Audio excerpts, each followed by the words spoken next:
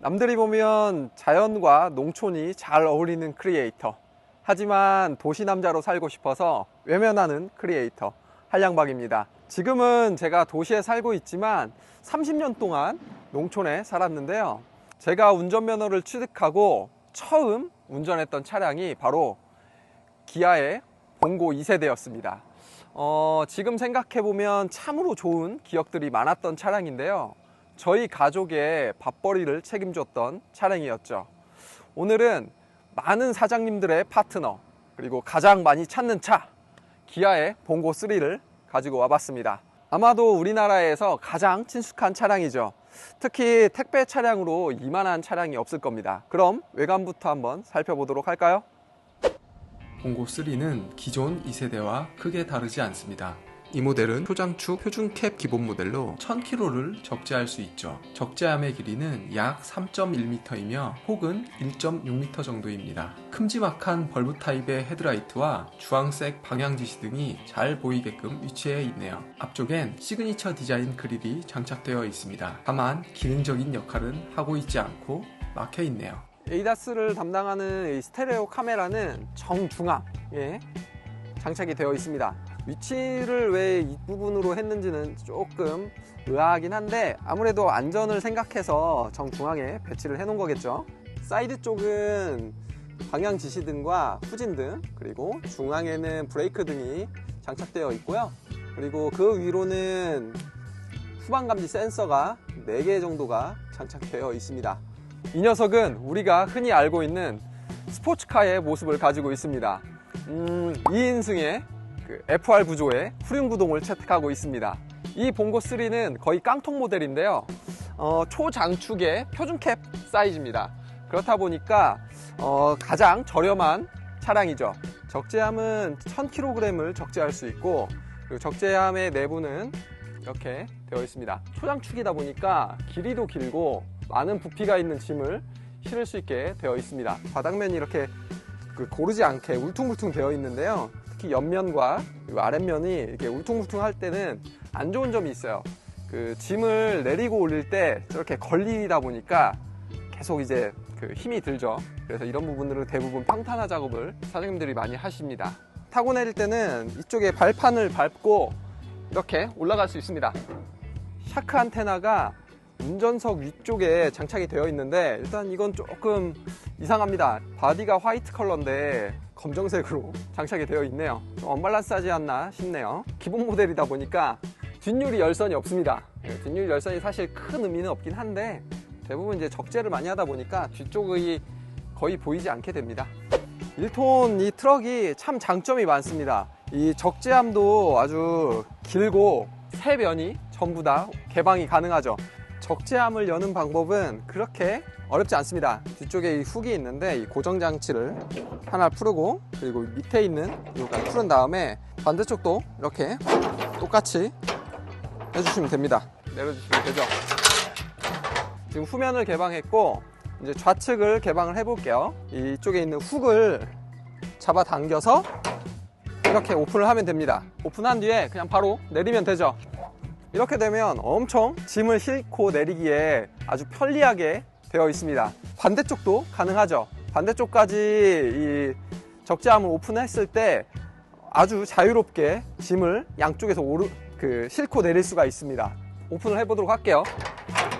똑같이 이렇게 내렸을 때 엄청 개방감이 있죠. 짐을 내리고 실을 때도 매우 한국인의 체형에 맞게끔 잘 높이가 이루어져 있습니다. 아무래도 이런 효율성 때문에 1톤 트럭을 사장님들께서 많이 찾으시는 것 같습니다. 닫을 때는 당연히 분해 역순이죠. 사이드를 먼저, 옆에 쪽을 먼저 고정을 하셔야 돼요. 그 다음에 맨 마지막에 뒤쪽을 체결하시면 됩니다. 매우 간단하죠. 이렇게 체결한 다음에 뒤쪽을 체결하면 되죠. 이거는 뭐냐면, 이 쇠사슬 고리는 이렇게 사용하실 수가 있습니다. 이 용도 자체가 뭐냐면 어떤 이런 캠핑을 즐기기 위한 그런 용도는 아니고요, 짐을 싣고 내리기 편하게 이 뒤쪽 적재함 문을 활용을 하게 되어 있습니다. 참 효율성이 좋게 만들어져 있죠.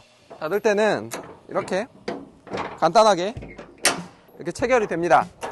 힘을 살짝 주어서 체결을 할 수 있죠. 앞쪽은 15인치가 채용되어 있고 뒤쪽은 13인치가 채용되어 있습니다.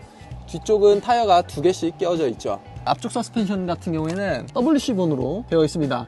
모든 소재가 다 스틸 소재로 이루어져 있는 것 같네요. 언더커버는 스틸 재질로 되어 있어서 안쪽에 있는 라디에이터를 보호하게끔 되어 있네요.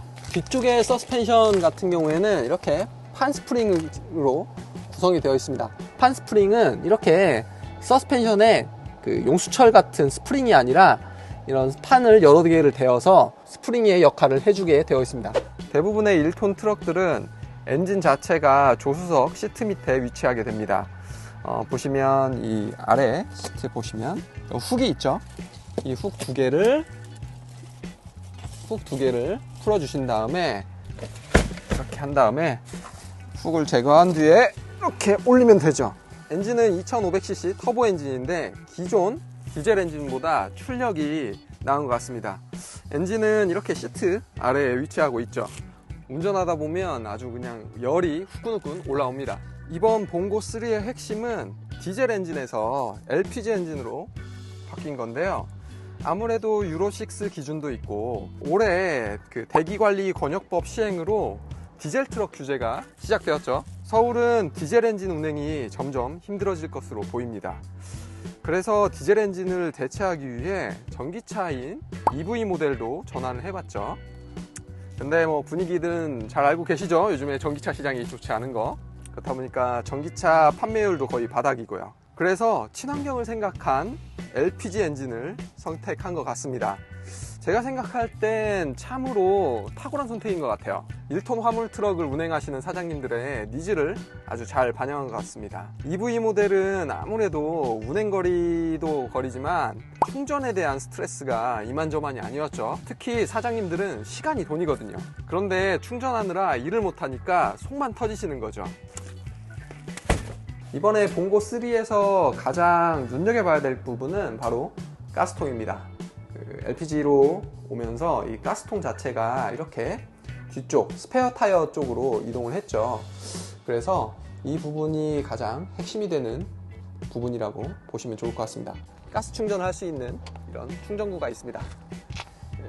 예전에 제가 이제 가스차를 잘 타보진 않아서 모르는데 이 가스 충전을 할 수 있는 부분이 뭐 승용차처럼 변경이 됐다고는 하는데 어떻게 변경이 됐는지 잘 모르겠네요. 그리고 가스를 보관하고 있는 가스통 같은 경우에는 이렇게 좀 더 보강을 좀 해줬으면 좋았을 것 같아요. 키는 이렇게 생겼습니다. 일반적인 기아 자동차의 스마트 키처럼 되어 있네요. 이렇게 키도 나이프 잭처럼 되어 있고요. 실내로 한번 들어가 보도록 할까요? 차량 자체가 거의 새 차거든요. 거의 인판 차라서 아직 비닐은 뜯지 않았습니다. 전체적인 실내 디자인은 이전 2세대와 비슷한 모습입니다. 대시보드는 운전자 중심으로 되어 있고 스티어링 휠 크기는 화물차에 걸맞게 만들어져 있습니다. 그리고 재질은 우레탄 재질로 만들어져 있네요. 스티어링 휠에 이 파워 핸들을 끼워 넣는 게 이제 국룰인데 이렇게 슉슉 하는 게 있죠. 새 차라서 아직 달진 않았습니다. 앞쪽 시야는 매우 시원시원합니다. 사이드 미러도 아주 큼지막하게 만들어져 있고 시야 자체는 전혀 부족함이 없게끔 되어 있습니다. 다만 뒤쪽 시야는 많이 부족합니다. 특히 화물을 적재했다고 하면 그냥 안 보인다고 생각하시면 됩니다. 요즘 현대기아차에서 사용하는 디지털 룸미러가 이런 화물차에 기본으로 장착되거나 혹은 옵션으로 선택이 가능하게끔 되었으면 좋을 것 같네요. 실내 공간은 생각보다 좁지 않고요, 넓은 편입니다. 그리고 이 헤드룸도 아주 넉넉하죠. 다만 이 봉고 3의 경우에는 표준 캡이다 보니까 뒤쪽에 그 공간이 더 없습니다. 그래서 그 시트를 뒤로 해도 크게 젖혀지지 않죠. 1톤 화물 트럭의 경우에는 시트 포지션이 되게 독특합니다. 그 앞쪽 바퀴의 정중앙에 시트 엉덩이가 위치하게 되는데요. 운전하실 때 생각보다 쉽게 운전을 할 수 있습니다. 운전면허 시험을 보실 때 2종 보통보다 1종 보통이 쉬운 이유가 이런 부분들 때문이죠.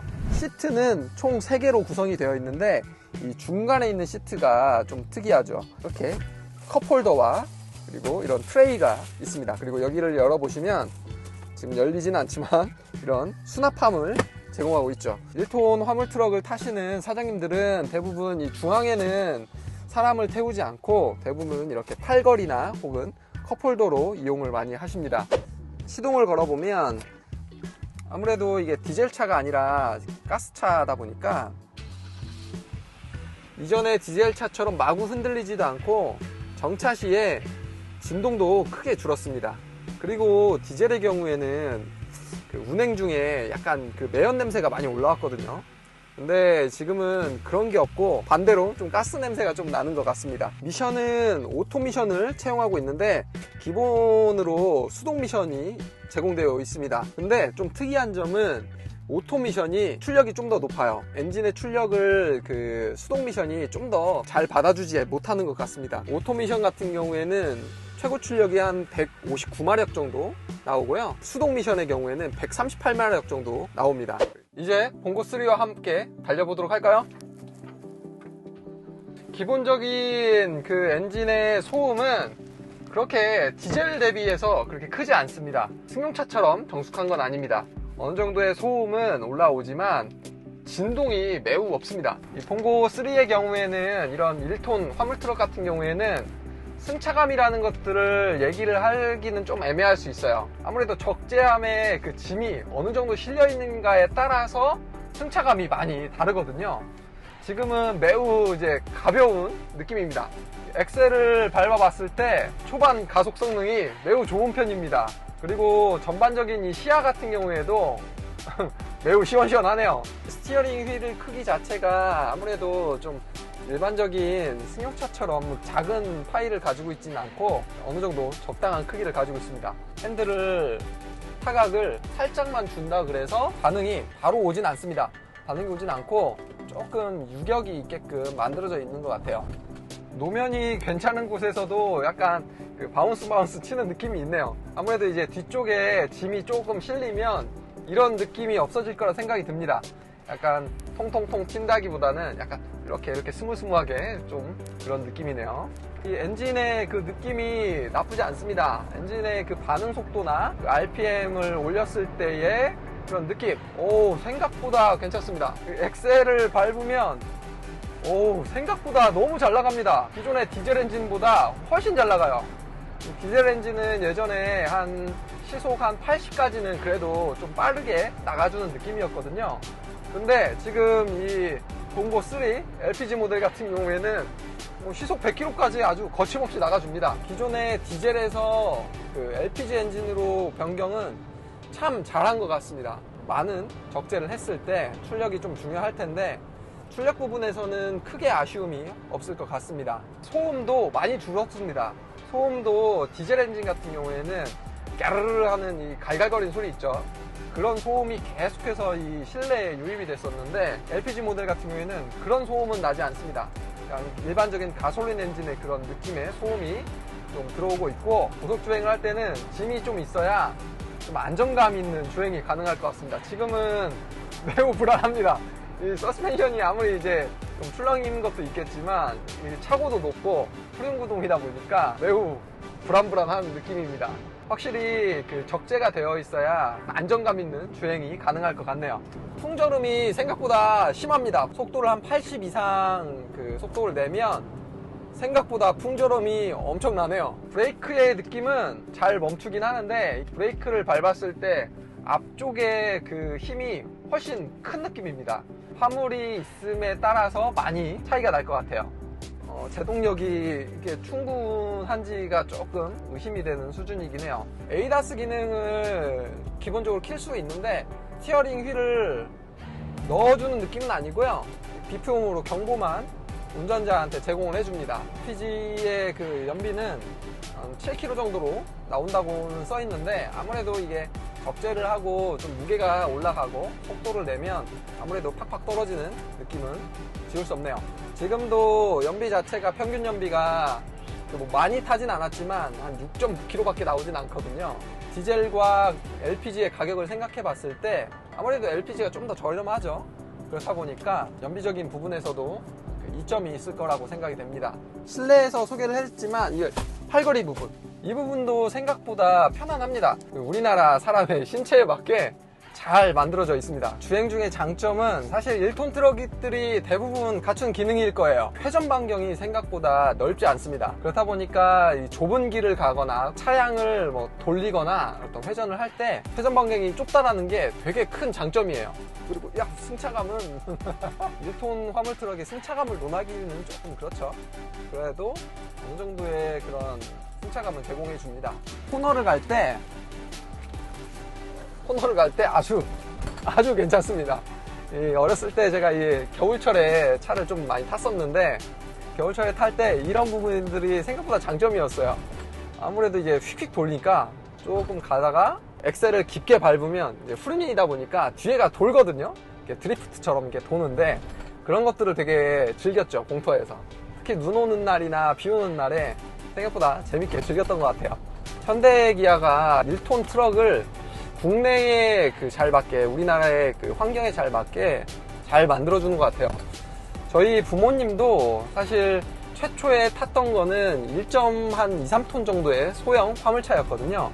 그러다가 이제 돈을 좀 버시고 난 뒤에 봉고 2세대를 구매를 하셔가지고 세 자녀를 다 대학을 보내셨어요. 참 정감이 가는, 생각보다 제가 좋아하는 차량 중에 하나죠.